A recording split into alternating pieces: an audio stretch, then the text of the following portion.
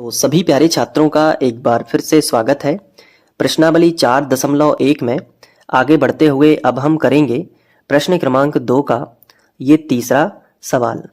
तो तीसरे सवाल में हमें एक स्थिति दी गई है और इस स्थिति को हमें पढ़ना है अच्छे से और एक द्विघात समीकरण बनाना है, जैसा कि क्वेश्चन 2 में बोला गया है। तो चलिए सबसे पहले इस सवाल को बहुत अच्छे से पढ़ते हैं। इसमें लिखा है कि रोहन की माँ उससे 26 वर्ष बड़ी है। रोहन की माँ उससे मतलब रोहन से 26 वर्ष बड़ी है। उनकी आयु जो कि वर्षों में दी गई है का गुणनफल अब से 3 वर्ष बाद 360 हो जाएगा।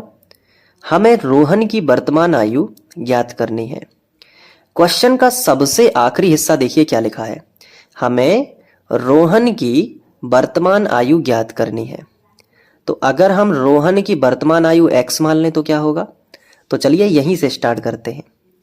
हम लिखेंगे हल। माना, बहुत अच्छे से देखते जाना, माना यहां से नीचे से लिख लेते हैं, रोहन की वर्तमान आयु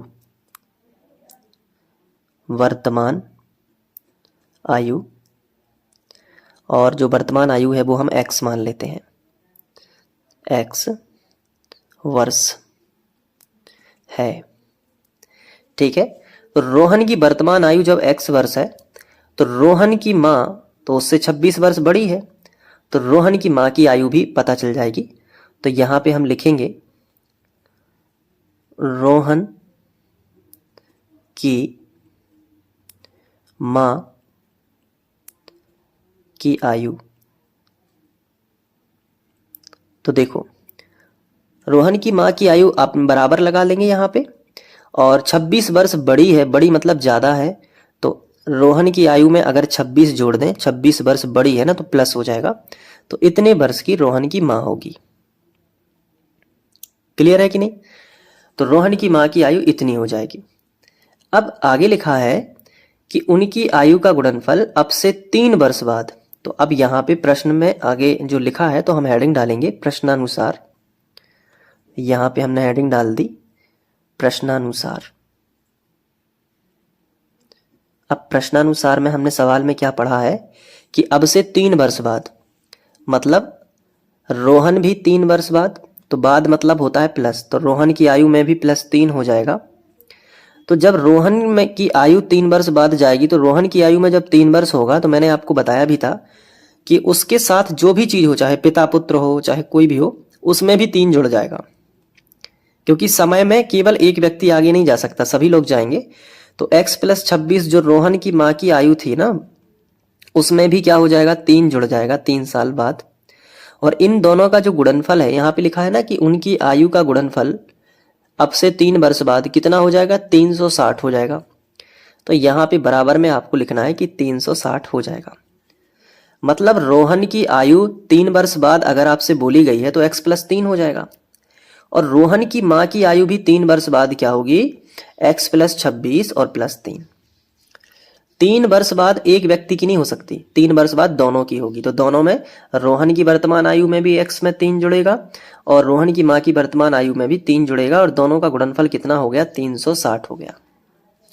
अगले स्टेप में x + 3 को तो हमने ज्यों का त्यों लिखा, लेकिन x + 26 + 3 है, तो ये भी संख्या है और ये भी संख्या है, तो ये आपस में जुड़ जाएगी, तो x + 26 और 3 29 हो जाएगा। ये लिख लिया हमने, और बराबर में कितना लिख लिया, 360। अब 2 कोष्टक का गुणा कैसे करते हैं मैंने आपको समझाया भी था। पहले कोष्टक की पहली संख्या को हम बाहर लिख लेते हैं, और ये दूसरा कोष्टक हमने चिपका के लिख दिया। फिर पहले कोष्टक की जो दूसरी संख्या है उसको लिख लेते हैं, और ये दूसरा कोष्टक चिपका के लिख लेते हैं, और बराबर में कितना लिख लेते हैं, 360, जो कि दिया गया था ऊपर।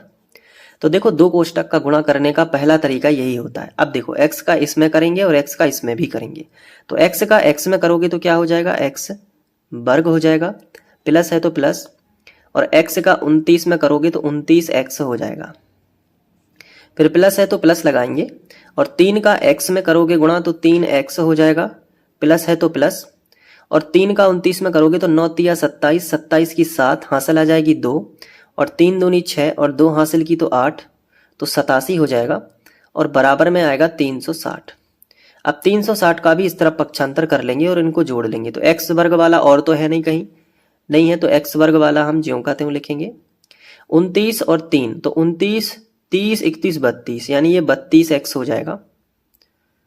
और देखो प्लस का 87 तो इसी तरफ था पहले से ही, और ये 360 प्लस का इस तरफ था, यहां पे लेके आएंगे तो ये माइनस में 360 हो जाएगा और बराबर में हो जाएगा 0। अब इन संख्याओं को भी घटा के लिख लेते हैं, तो x वर्ग प्लस 32x, और ये 360 में से 87 को घटाएंगे तो आएगा माइनस का ही आएगा, जो कुछ भी आएगा 273 आएगा माइनस का, और बराबर 0। तो ये द्विघात समीकरण प्राप्त होगा इस स्थिति से। तो हम लिखेंगे अतः दी गई स्थिति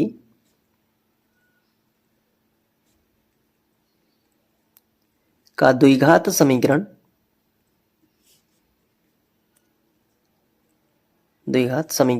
क्या होगा, x वर्ग धन 32x माइनस 273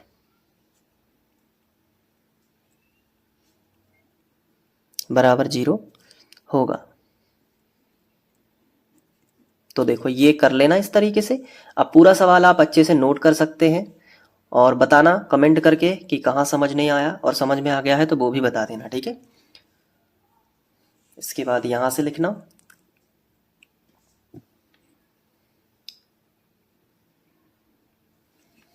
थैंक यू।